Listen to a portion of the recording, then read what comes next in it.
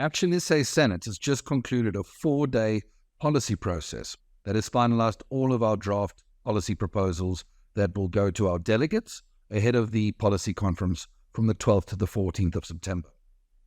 This process has lasted more than 8 months and has seen us consulting our members and supporters. It has seen us consulting industry experts and professionals and consulting ordinary South Africans about the solutions that are needed to the greatest challenges facing them today.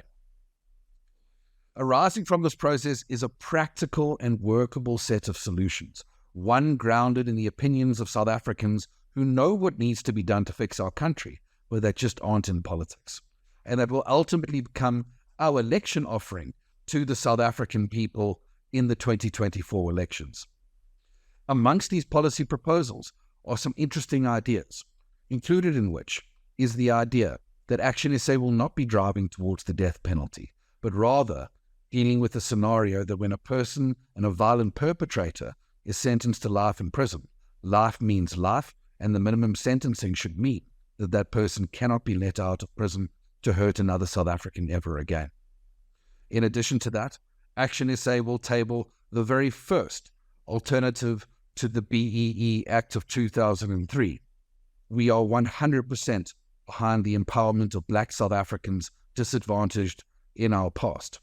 But this requires a change of policy direction, and our policy direction offers some interesting ideas, including an opportunity fund that will see unprecedented levels of funding at a grassroots level to create opportunities in communities that have been historically disadvantaged. And finally, the re-establishment of the Scorpions to fight corruption and a standing committee in Parliament to oversee all Chapter 9 institutions to stop these critical places becoming protectors of the executive when they should be protectors of the South African people.